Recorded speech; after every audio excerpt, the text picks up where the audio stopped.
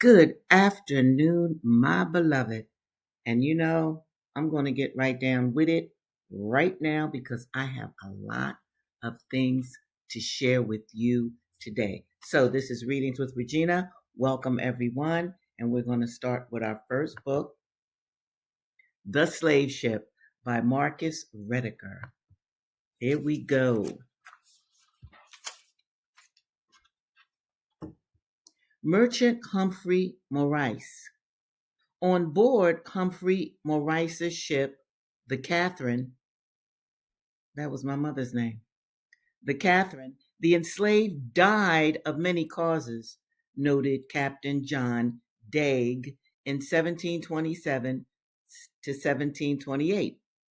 A man and a woman jumped overboard and drowned, one on the African coast, one during the Middle Passage. A woman perished of, quote, palsy and lost the use of limbs, end of quote. A man expired, quote, sullen and melancholy, end of quote. Another, sullen and a fool, died. Sullen usually meant that the cat o' nine tails, that's a whip, the cat o' nine tails did not work on the person so described. Others died suddenly with a fever, with, quote, swelling and pains in his limbs, end of quote, with lethargy and flux, with dropsy, with consumption. One grew emaciated, they called it meager, and passed away.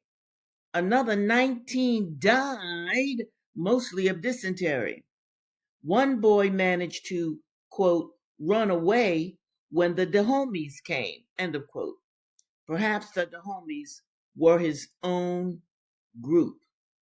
All of these nameless people, plus the extraordinary number of 678 delivered alive by Captain Daig to Antigua, belonged to Humphrey Maurice, scion of a leading merchant family in London, member of Parliament, friend and close associate of Prime Minister Robert Walpole, and governor of the Bank of England. Governor of the Bank of England. He was involved at the highest level of global trade, finance, capital, and the economy of the British Empire. He owned a sumptuous family estate in the Cornish countryside and a magnificent home in London. Servants attended the gentleman's every wish. Through marriage, he had forged strategic connections to other powerful merchant families. He was a member of the ruling class. Maurice was moreover one of the free traders who led the attack against the chartered monopoly of the Royal African Company in the early years of the 18th century. He was the employer of slave trade captain William Snelgrave. He was the main influence in persuading Parliament to dispatch HMS Swallow, which defeated, that was another slave ship, which defeated the pirate Bartholomew Roberts on the coast of Africa in February 1722. You see, you got pirates, you got the slave ships, you got that action going on. Yes. He was London's leading slave trader in the early 18th century. The Catherine was one of a small fleet of slave ships owned by Maurice and named for his wife and daughters. Yes. Catherine was my mother's name. All of us over here in America, blacks, were named after white people. Let me continue. One wonders how wife Catherine or daughter Sarah felt in knowing, if they knew, that the enslaved aboard the ships named for them had the K or S branded on their buttocks. They were burnt, branded on their buttocks with a K for Catherine and an S for Sarah. Maurice's ships represented almost 10% of London's slave trading capacity at a time when the city owned almost as many Guineamen as Bristol and more than Liverpool.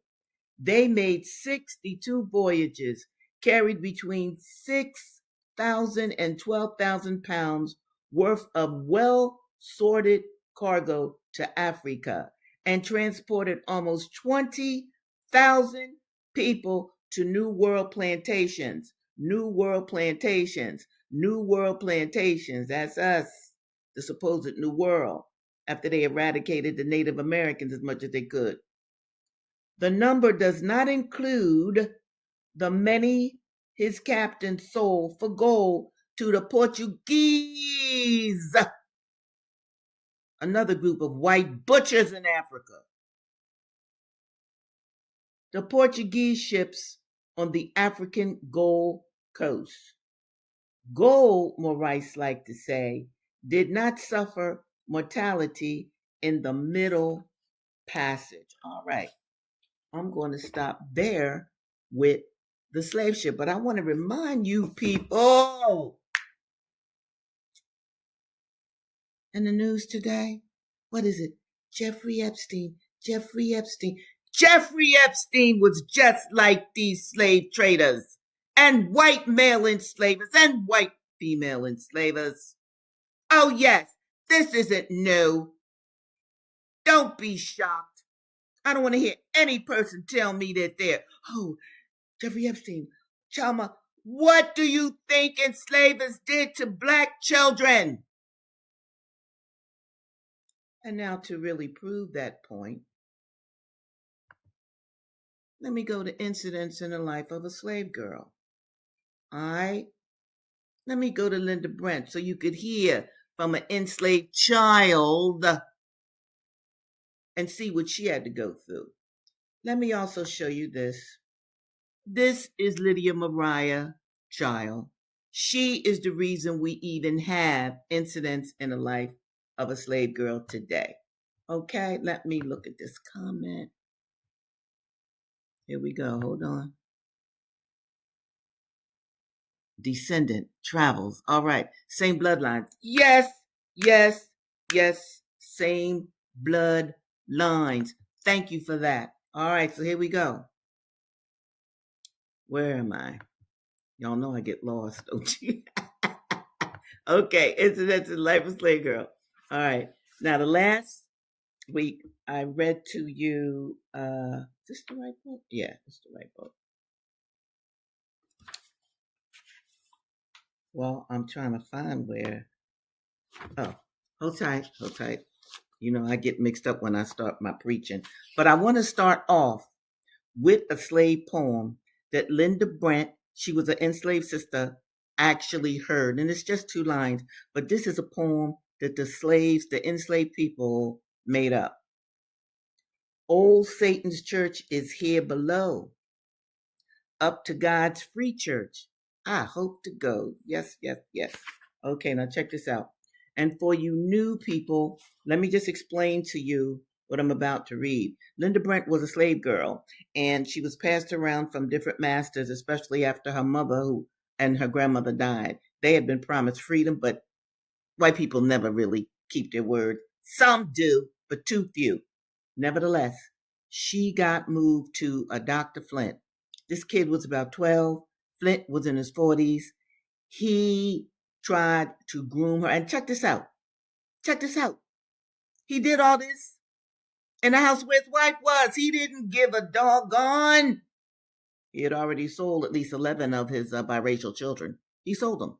He had raped many slave women. So he had this little kid like Jeffrey Epstein. He had this baby girl right in his house. Okay? And when she got a little older, she tried to get married. She wanted to marry a free black man. The free black man went to Dr. Flint and said, "Look, I want to buy her." Dr. Flint was like, "Nah, nah, nah. She belonged to me." No. She couldn't get married. Then she met this white dude that was interested in her. And this is, listen to what I'm about to say very carefully, people. All right, this is how Linda thought. Okay, I can't marry a black man. Boom. But I sure enough can get with a white dude. Why? Because of white power, white patriarchal power. This is what Linda thought. This was her way out of being with Dr. Flint, who had been trying to molest her since she was 12. Well, she got pregnant by this white dude. Dr. Flint went nuts, but there was nothing he could do to the white guy. But he still wouldn't sell Linda, even to the white dude. You got that, people? So Linda got pregnant. So here we go. I had not returned to my master's house since the birth of my child. The old man raved to have me thus removed from his immediate power, but his wife vowed by all that was good and great she would kill me if I came back, and he did not doubt her word. Sometimes he would stay away for a season, then he would come and renew the old threadbare discourse about his forbearance and my ingratitude. See, he told her he wanted to build her house out in the woods, and then, she could kind of be free, except when he came to rape her, of course. So he felt that she was ungrateful. He labored most unnecessarily to convince me that I had lowered myself. That's because she had a baby. The venomous old reprobate had no need of descanting on the theme. I felt humiliated enough. My unconscious babe was the ever present witness of my shame. I listened with silent contempt when he talked about my having forfeited his good opinion, but I shed bitter tears that I was no longer worthy of being respected by the good and the pure. Wow. Alas, slavery still held me in its poisonous grasp. There was no chance for me to be respectable. Do you see what this child is going? Now, this is an enslaved woman talking about she's no longer respectable because she had a baby. Can you imagine that? That's how much 19th century sisters felt about their bodies. There was no prospect of being able to lead a better life. Oh, sometimes when my master found that I still refused to accept what he called his kind offers, he would threaten to sell my child. Lord! He said, perhaps that will humble you. Humble me? Was I not already in the dust? But his threat lacerated my heart. I knew the law gave him power. You hear that, people? The law gave him power. The law gave Jeffrey Epstein power. Yes, it did. And where did all of this start? Right here in the enslavement of black people. Hello, learn your history.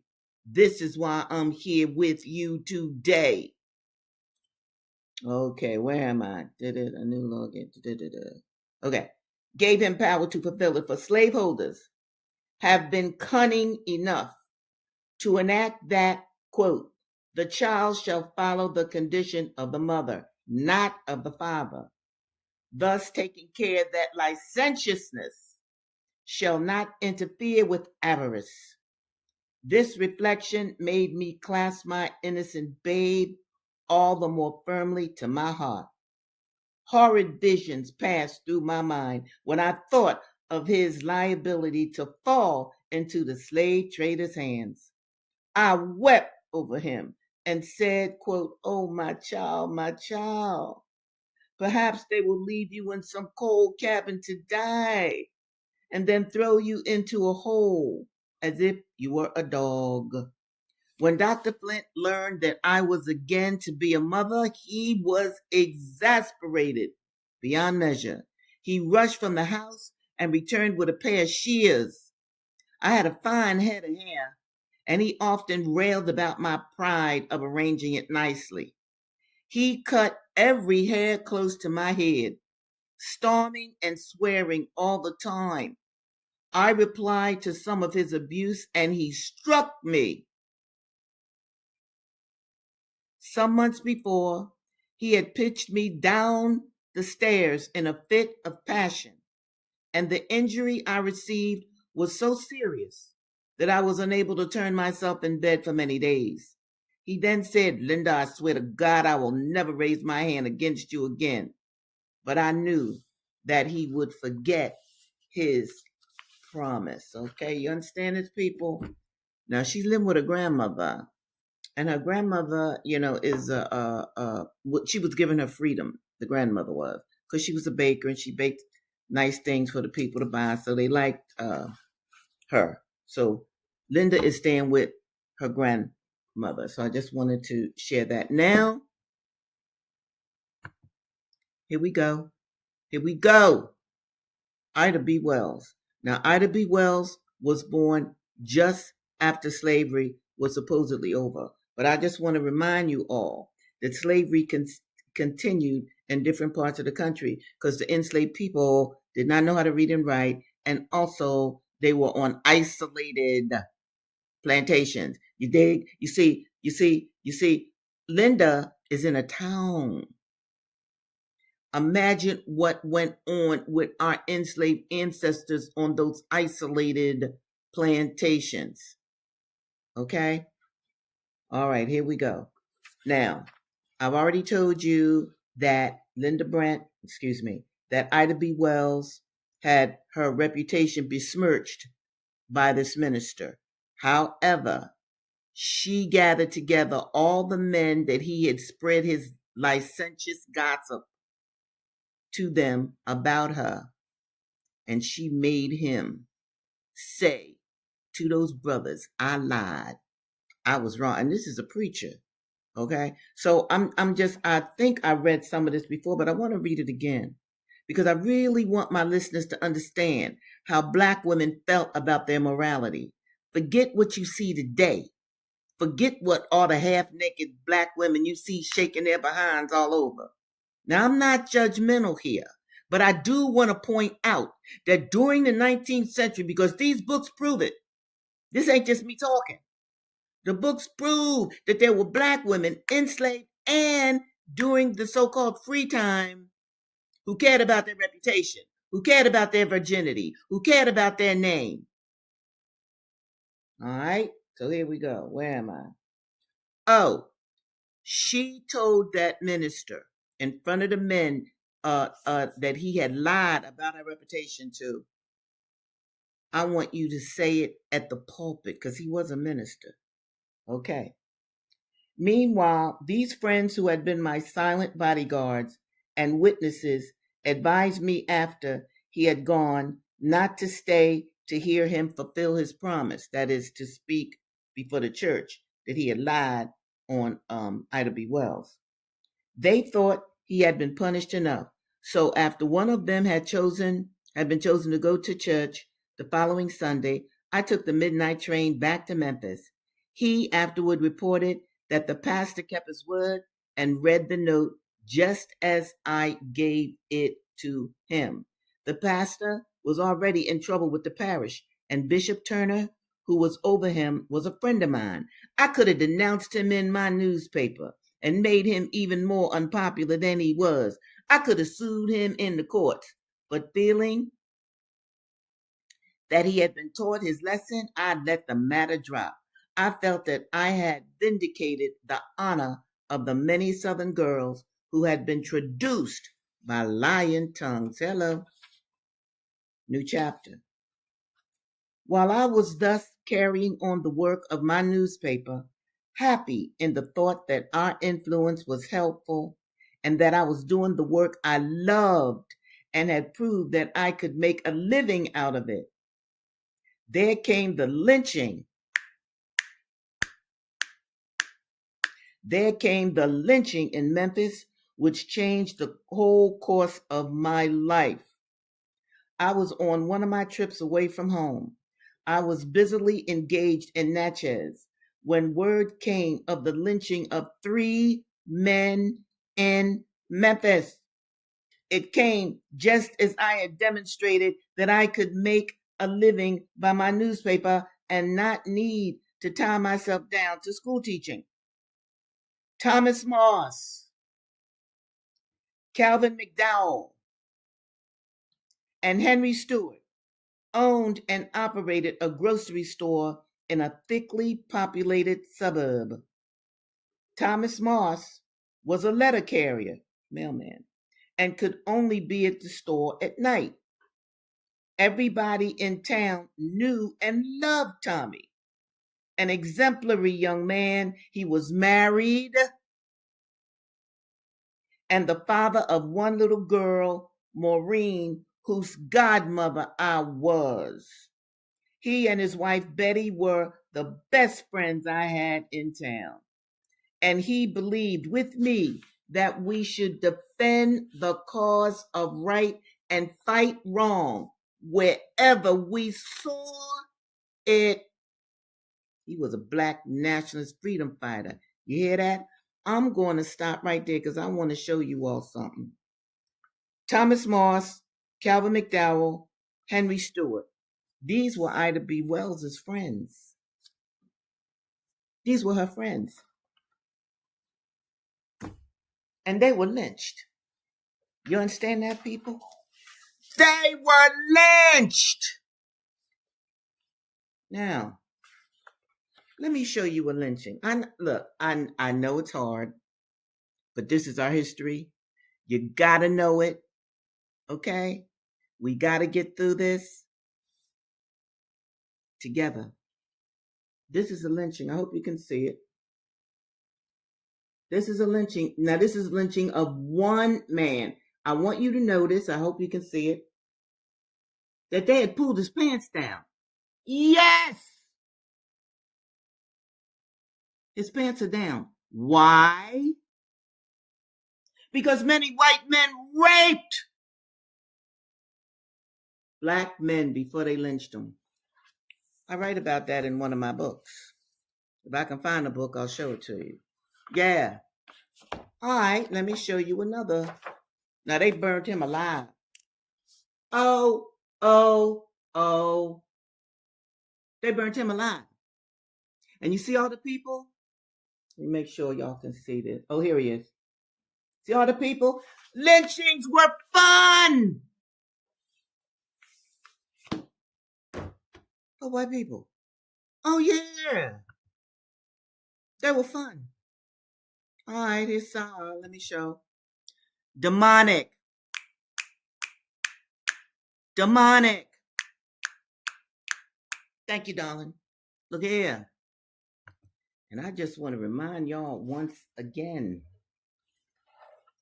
They talking all Jeffrey, oh, it's so shocking. It ain't shocking. Those of you that have been hanging with me, hey, go back to when I was reading Blake or the Huts of America. In that book, they raffled, these white men raffled off a black child. They raffled a black child. Now, what do you think they did with that black baby girl? Here's another thing before I move on. There's even a movie, Rob Roy. Liam Neeson, I believe, is in it. Check out that movie again, because one of the Englishmen that were after Rob Roy, what was he, Irish, Scottish, something like that, boom. He had a little black kid next to him. Had him all dressed up with a turban and everything. What am I getting at here? For those of you who are shocked by Epstein, pull it back, especially if you're black. Don't be stupid. Your history is a history of pedophilia. And those monsters got away with it for centuries. Jeffrey Epstein is not an aberration. All right, where am I? Okay, got to go here. Asada, asada, asada, asada. And check this out. Don't y'all sit back and let this country mess with Cuba.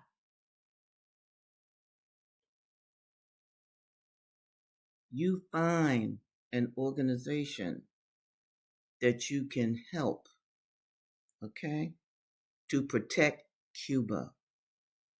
We had Assad with us for as long as we did because of the Cuban government. All right, here we go. Now, this is little Assad. All right, check this out. She's in school, elementary. One year, everybody was wearing buttons on their coats. Some had writing on them, and others had pictures of movie stars. I went somewhere with my mother and my aunt, and they asked me if I wanted a button. I picked out one with Elvis Presley on it. All the kids at school thought Elvis Presley was so cool. I wore that button religiously all winter. And that summer, when I went down south, I went to see one of Elvis Presley's movies. In Wilmington at that time, there was only one movie theater where black people were allowed to go. It was called the Bailey Theater. Once you bought your ticket, you went up a long staircase on the side of the theater to the second balcony, the colored section. Shame on you if you were nearsighted. The movie was like all the rest of Elvis's movies, forgettable.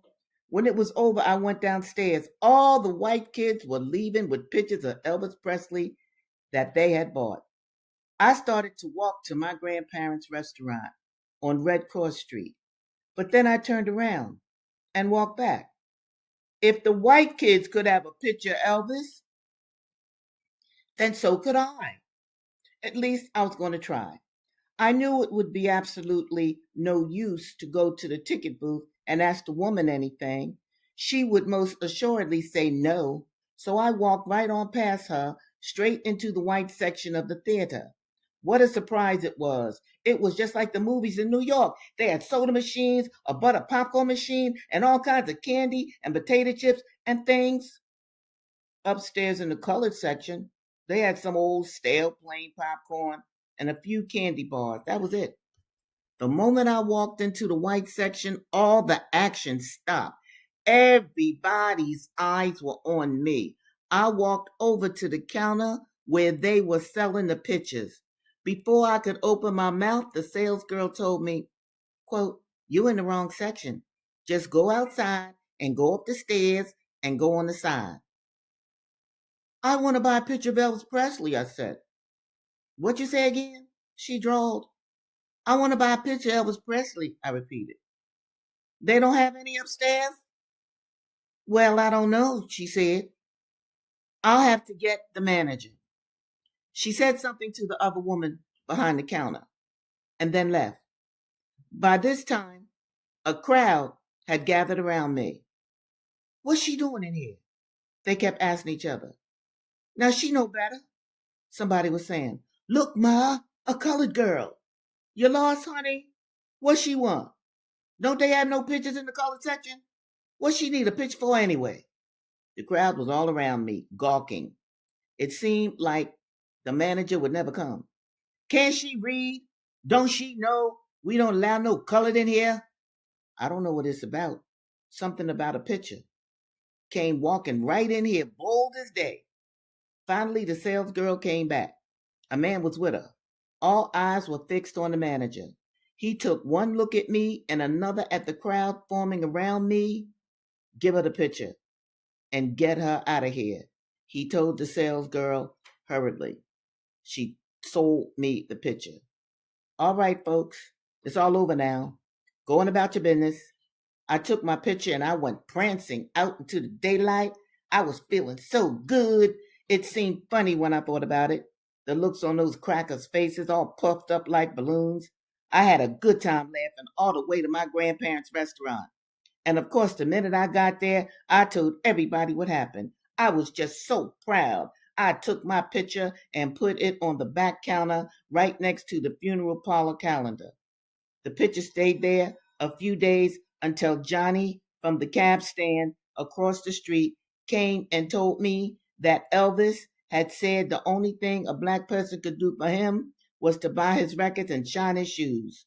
Quietly, I slid the picture into obscurity, then oblivion. Later, I read that Elvis had given Spyro Agnew a gold plated 357 Magnum and had volunteered to work for the FBI.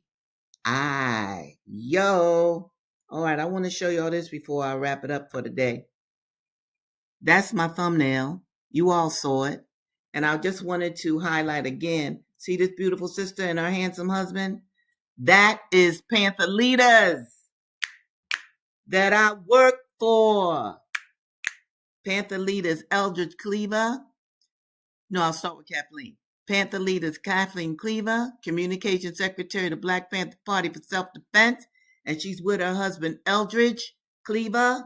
He was the Minister of Information of Black Panther Party for Self-Defense, and they are in exile. People, I want you to understand the kind of sacrifices that the Black Panther Party for Self-Defense leaders and members made for you today. That picture was not taken in America.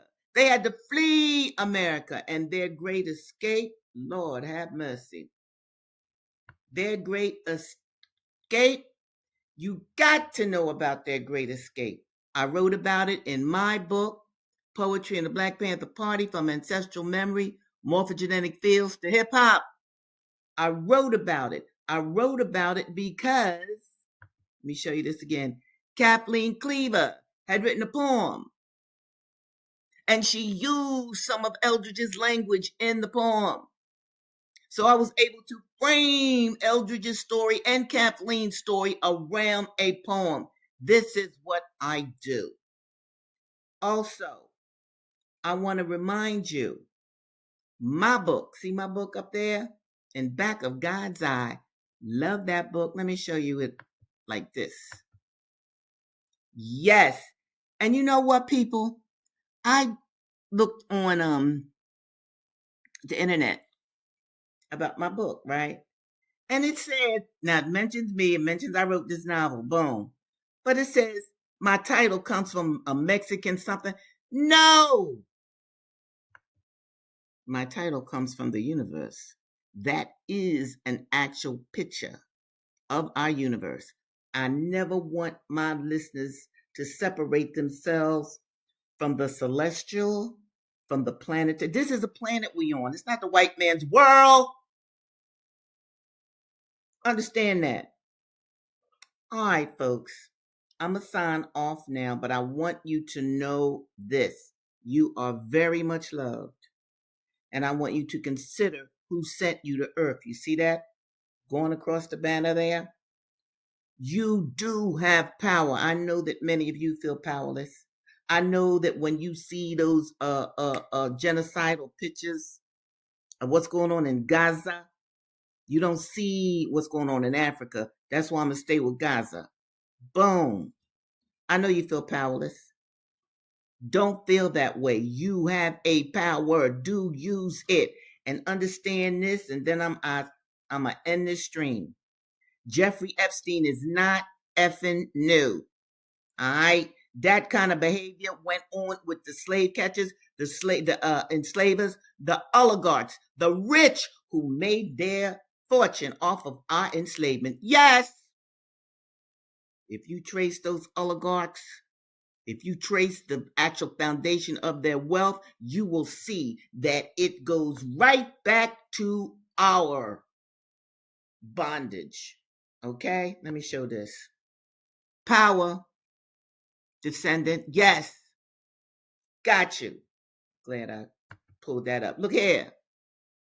Your politicians, black now. We fought. We gave our lives. Some of our people are still in exile to make sure that we changed America. And you mean to tell me our black politicians are just putting on or just following white folks? You don't follow those people. You create your own world, as our ancestors, many of them, attempted to do and did. And of course, you may know many of the black towns were burnt down. All right. I know I keep saying I'm signing off, and I am. This is our history, and these are our lives. Use what you have wisely. All right, people. I'm going to end this stream now. Love you very much. Oh, I promised Katera Lane that I was going to give her a shout out. She is the good sister that has helped me to be on this podcast with you. Katera Lane. Look her name up. She is very good at what she does. In fact, I'm going to be contacting her very soon because I need help with another video I'm going to produce. All right, for sure, I'm leaving now, and I will see you this coming Thursday. Stay black, be black, think about your people, and do something wonderful for yourself and your people. Bye now.